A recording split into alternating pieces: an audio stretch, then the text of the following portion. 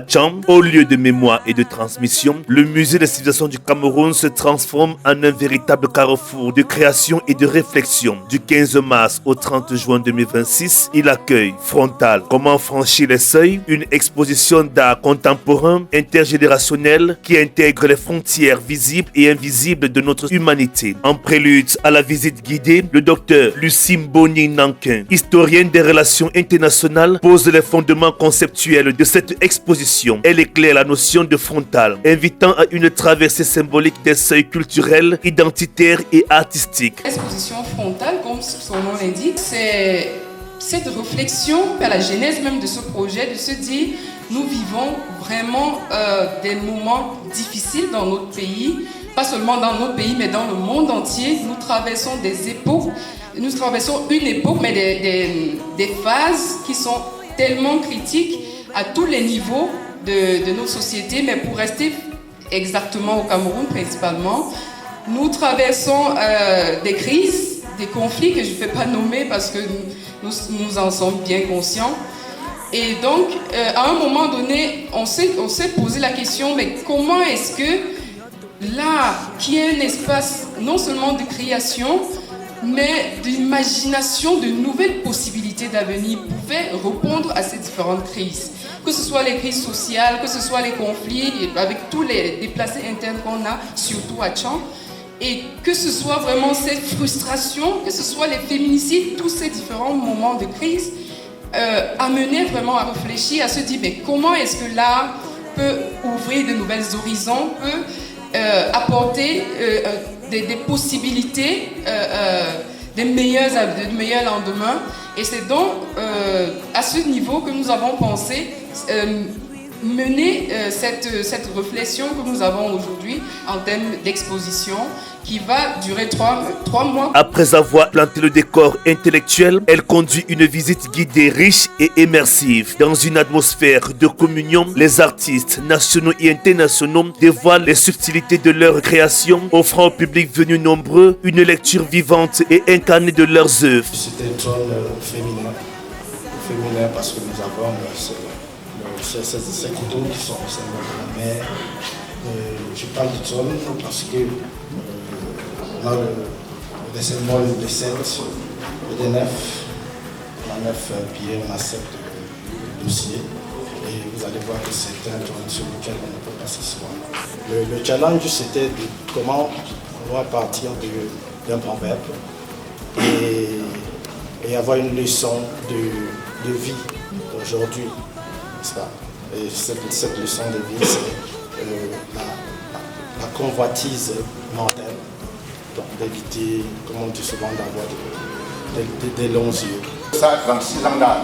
Le récit marque l'époque où l'art contemporain prend son emploi au Cameroun. Je me suis exprimé en intégrant le matériel local de récupération. Comme vous voyez, l'étoile d'Égypte, c'est l'étoile de café. Nos parents travaillaient avec les terres. Et dès qu'il est venu à l'époque, il fallait intégrer les perles qu'on trouve dans notre tradition. Donc au lieu de travailler avec les perles, j'ai pensé qu'il fallait travailler la peinture comme si c'était des perles. Pour passer un message quelconque, un message de vie, un message de fécondité, un message de médiation, je m'amuse donc à faire une recherche de signes et symboles de plusieurs horizons pour m'amuse à faire une recherche de signes et symboles de plusieurs horizons, des signes provenant du Nord, du Gogola, du Kam, du Kende et des signes amérindiens. C'est une somme d'émotions, c'est une charge historique. Et vous voyez cette œuvre, depuis 25 ans que je suis en Amérique, j'ai cette œuvre avec moi. Et elle a été exposée aux États-Unis. Et inclus, lorsque les chefs bamileke viennent aux États-Unis, cette œuvre est utilisée comme décor derrière un trône bamileke. Donc nous avons acquis en tant que communauté Yemba des États-Unis. La communauté Yemba des États-Unis. Et personne ne s'offusque de ce que cette pièce n'est pas l'authentique, entre guillemets, dog que nous connaissons tous. Mais nous nous reconnaissons comme un produit de terroir. Même si à la base, le support sur lequel est fait est un produit colonial, c'est-à-dire le sac, la jute. Ici, dans mon espace, je présente une installation intitulée Amanès, je présente le seuil du temps 5. Là, je ce travail d'une phrase, ceux qui cherchent la lumière par-delà des choses ancestrales pour aboutir aux choses magistrales de l'être. Moi, ça c'est une interpellation à se connecter à soi. Je passe le centre de la traversée en fait.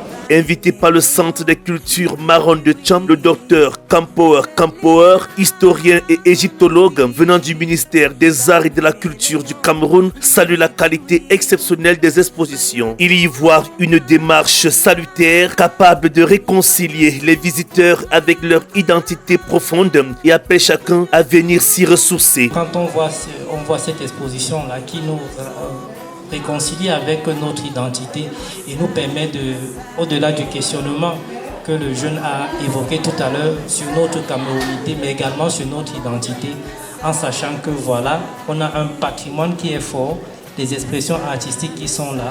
Il est important que nous nous approprions et que nous contaminions les autres pour savoir que voilà, on a un patrimoine intéressant.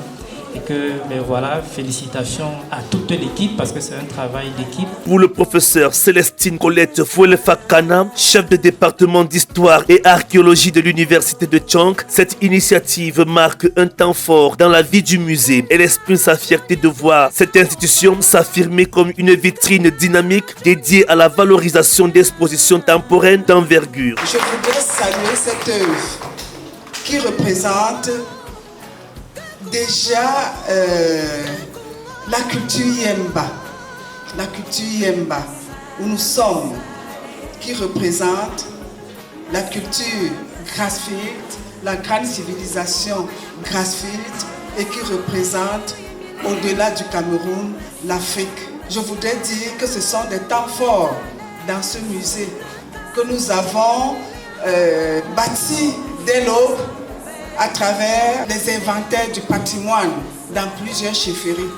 Nous avons travaillé avec les étudiants et nous sommes fiers que le musée devienne cette vitrine où l'on procède à des expositions temporaires. Tout le monde sortira de cette salle avec une idée bien précise de ce que signifie l'exposition frontale. Frontale, comment franchir les seuils, s'impose ainsi comme une expérience esthétique et intellectuelle majeure. Une initiative qui franchit les limites, à questionner les héritages et à célébrer la richesse d'un dialogue intergénérationnel au cœur de l'art contemporain camerounais.